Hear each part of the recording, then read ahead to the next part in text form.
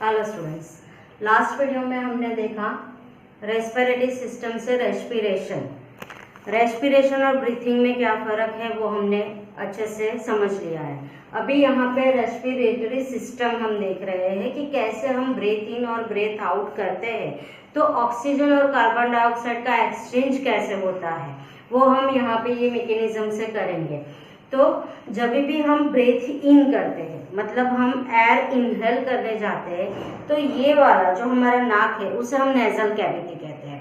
तो nasal cavity में छोटे छोटे बाल होते हैं, वो जो भी इम्प्योरिटी है, मतलब डस्ट है या ऐसा कुछ है, उसे फिल्टर करके एयर को अंदर जाने देते हैं। और एक म्यूकस होता है, म्यूकस का एक लेयर होता है नेजल कैविटी में ही, तो वो भी एयर को फिल्टर करके अंदर भेजता है। जब भी हम ब्रेथ इन करेंगे तो सबसे पहला स्टेप नेजल कैविटी में एयर का फिल्ट्रेशन होगा, क्योंकि जो पॉल्यूटेड एयर, नाउअडेज हमारी एयर बहुत पॉल्यूटेड हो चुकी है, तो काफ़ी हमें लंग्स को लेके काफ़ी डिसीज भी होने लगे हैं। लेकिन जितना हो सके उतना हमारी नेजल कैविटी में एयर फिल्ट्रेट हो जाता है। उसके बाद जो एयर फिल्ट्रेट होके जा रहा है वो एयर उसके बाद कहाँ जाएगा? विंड पाइप में, जिसे हम ट्रैकिया कहते हैं। Windpipe is trachea, both are same. तो एयर जब हमने इनहेल किया through nasal cavity, then it goes into the trachea. Trachea से वो पास होगी। ट्रैकिया के बाहर ये जो हमें रिंग लाइक स्ट्रक्चर दिख रहा है, ये ring like structure, that is the cartilaginous ring, rings of cartilage. Cartilaginous ring मतलब के क्या है कि जो भी ट्रैकिया है उसका स्ट्रक्चर बहुत ही थिन होता है, जैसे हमारी स्ट्रो होती है वैसा। अगर हम कभी जोर से सांस ले ले या जोर से कभी एक्सेल आउट हो जाए तो वो कॉलेप्स होने के चांसेस रहते हैं। क्या कॉलेप्स हो जाता है? वो थिन ट्यूब लाइक स्ट्रक्चर जो ट्रैकिया है वो कॉलेप्स होने के चांसेस रहते हैं। लेकिन रिंग ऑफ कार्टिलेज का एक फंक्शन है कि उसे प्रोटेक्ट करता है, टू प्रोटेक्ट द कॉलेप्स होने से बचाता है। तो वो रिंग ऑफ कार्टिलेज से प्रोटेक्टेड है। मतलब कि अगर हमें छोटा क्वेश्चन कोई पूछ ले कि what is the function of rings of cartilage, तो यहाँ पे रिंग ऑफ कार्टिलेज ट्रैकिया को कॉलेप्स होने से बचाता है, protect the trachea from collapsing. Next, यहाँ से एयर पास होके जा रही है दो पार्ट में, जिसे हम कहते हैं ब्रोंकस। एक trachea, then further divided into two parts, right lungs and left lungs. एक राइट लंग में जा रहा है, एक लेफ्ट लंग में जा रहा है, जिसका नाम है ब्रोंकस, जिसे हम कहते हैं bronchus. Then bronchus is further divided in branches, divided into many branches, that branches are called bronchi.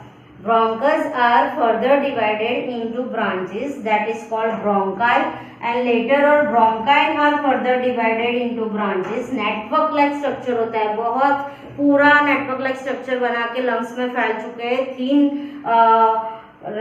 Branches में डिवाइड हो गए, तो उसे हम कहते हैं ब्रोंक्यूल्स, उसे हम कहेंगे bronchioles.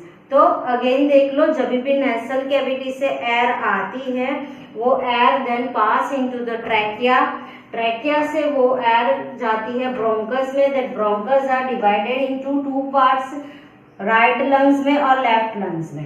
Then bronchus is further divided into many branches that are called bronchi, and bronchi are further divided in many thin like branches that is called bronchioles. Now ये ब्रोंक्यूल्स के बाहर ऐसे बलून लाइक स्ट्रक्चर्स होते हैं, ऐसे balloon like, जैसे कि अगर हम बताएं तो ऐसे फर्दर डिवीजन में यहाँ पे ऐसे थिन बलून लाइक स्ट्रक्चर है। ये थिन बलून लाइक स्ट्रक्चर को हम बोलते हैं एल्वियोली।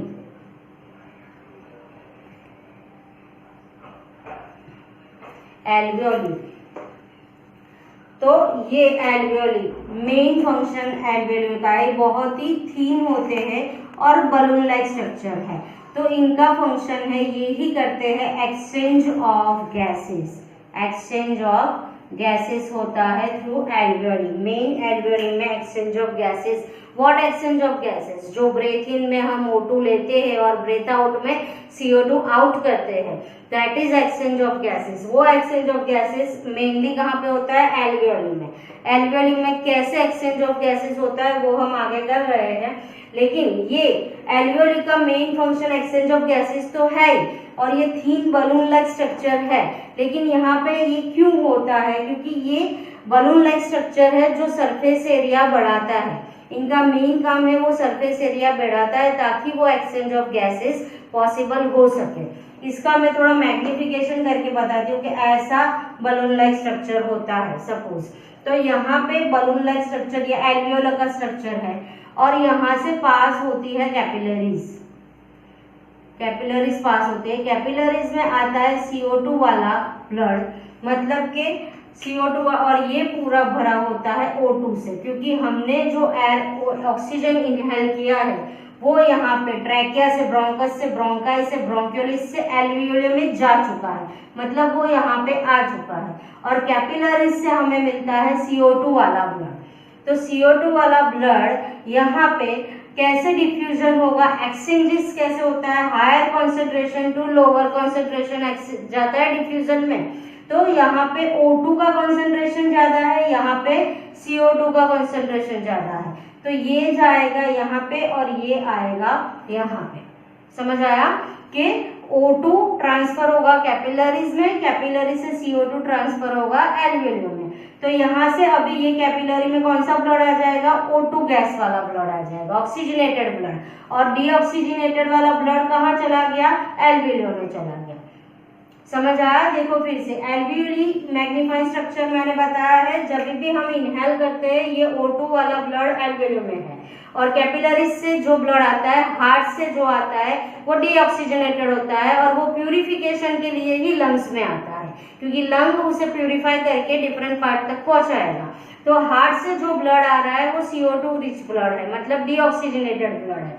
वहां से जब भी डिफ्यूजन होगा high concentration to low concentration हो रहा है, तो O2 यहाँ पे ज्यादा कॉन्सेंट्रेशन में है, यहाँ पे CO2 ज्यादा कॉन्सेंट्रेशन में है, तो इसका डिफ्यूजन इधर होगा और इसका डिफ्यूजन इधर होगा। तो ये कैपिलरीज में अभी ऑक्सीजनेटेड ब्लड हो गया और एल्वियोली में डीऑक्सीजनेटेड ब्लड हो गया। अभी यहाँ पे हमारे पास CO2 वाला ब्लड हो गया, तो ये CO2 एक्सेल आउट कैसे होगा? अगेन ये CO2 है, CO2 यहाँ से एल्वियोली से जाएगा ब्रोंक्यूलिस में, ब्रोंक्यूलिस से जाएगा ब्रोंकाई में, ब्रोंकाई से ब्रोंकस एंड ब्रोंकस से ट्रैकिया, ट्रैकिया से नेसल कैविटी से बाहर आ जाएगा, एक्सेल आउट हो जाएगा। ये पूरा प्रोसेस है breath in and breath out का, दैट इज रेस्पिरेटरी सिस्टम। सिर्फ ब्रेथ इन की प्रोसेस है। आगे के वीडियो में हमने देखा था कि रेस्पिरेशन का फुल प्रोसेस है वो सेल में ग्लूकोज का ब्रेकडाउन होना, दैट इज रेस्पिरेशन। ये रेस्पिरेटरी में सिर्फ हमने ब्रेथिंग सीखा है। What is the process of breathing? Breath in and breath out. Breath in trachea से अंदर आके ब्रोंकस, ब्रोंकस से ब्रोंकाई से एल्वियोली तक, वहां पे एक्सचेंज ऑफ गैसेस होके वापस सेम पाथ पे नेजल कैविटी से एक्सेल आउट हो जाना, that whole process is called breathing, और ये रेस्पिरेटरी सिस्टम का एक पार्ट है। क्लियर? समझ में आ गया? ओके।